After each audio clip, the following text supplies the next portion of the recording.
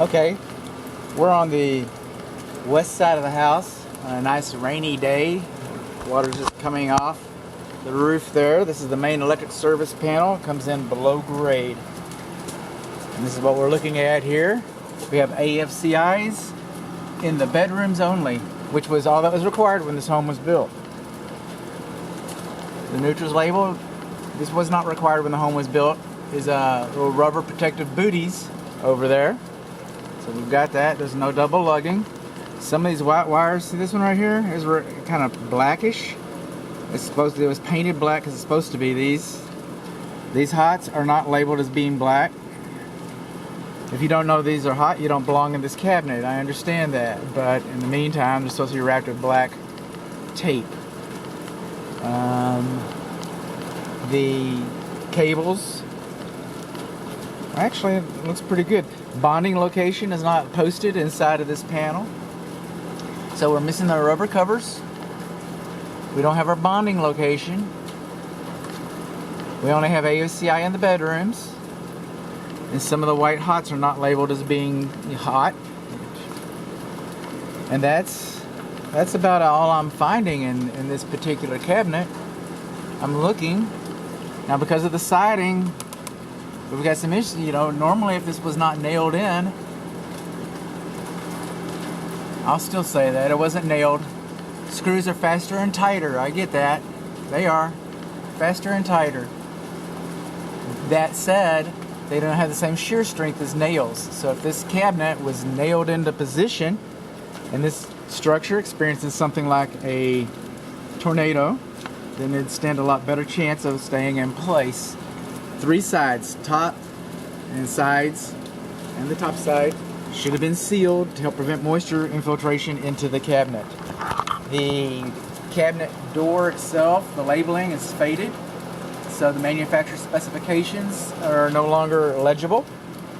Also, the breakers are not properly identified, and the locations are not printed, but this is kind of beyond the scope right now. I'm not beyond the scope, excuse me, but beyond our capabilities. But this is called writing. It's not cursive writing, but it's writing. It's supposed to be printed. The information is supposed to be printed, and each breaker is supposed to be identified legibly. Gas enters this side of the house. That's not real good. See that? See the way that's going in like that? That's not keeping the water out of the house. It's not keeping the water out of the house at all. We got high soil along the west side. We're going to go to the air conditioning units now. These are the disconnects. I've got still images of these. So I'm just going to button it up. Your disconnect. This one is not supposed to be behind the unit. These are both 3-ton units. Both of these are supposed to be sealed. That siding, that's not keeping water out of your wall. It's not about to.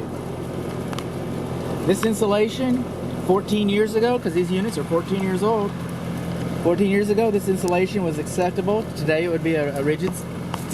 But even 14 years ago, these units are supposed to be a minimum of 3 inches off of the ground, a minimum of 12 inches from the wall. The coils are dirty.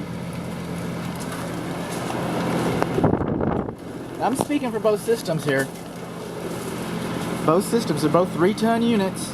They're 14 years old. This equipment is engineered on paper to last 20 years. It might last 35.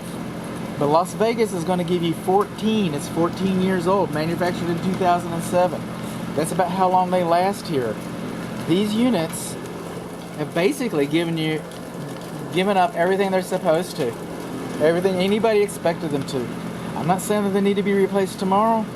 I'm not saying that they're not working. We'll find out a little more about that later. But I am saying that they're 14 years old and you should budget accordingly.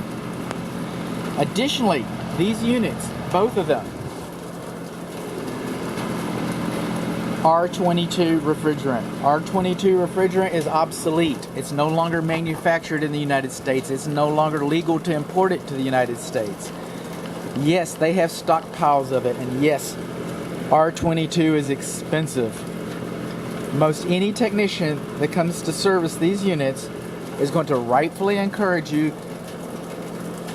to inform you that it's time to update your systems. It's very expensive to work on the refrigerant systems of these. And yes, they do sell quote unquote drop-ins. Alright, the alternative refrigerants that some people install, it runs from 10 to 30% less efficient. 10 to 30% less efficient. And these systems are already, at 2014, they're probably, I'll look it up, but they're 13 SEERs. And today we're running 14.5 to 17. You've already got a less efficient system. You put a drop-in in there, it's going to run even less efficient. It will work. It's going to run even less efficient. And then almost any technician that follows that technician and sees that you got the alternative refrigerant in there, they're pretty much not going to want to work on it. They're pretty much going to, again, encourage you that it's time to update the system. It's just a band-aid. Coming on along, we're coming to that system. This is the other disconnect. Is this one off a little looser? I did both of these. I got still images of these.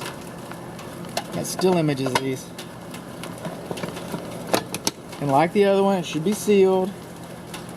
Like the other one, and it's identical. It's a carbon copy, and the coils are dirty. There's your electric service disconnect.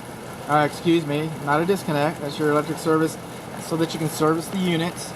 They've got something bootlegged off of it. I'm not sure what that's for. This is your fireplace chimney. It's just not sealed very well. You think water is going to go in there? I do. That's what I think.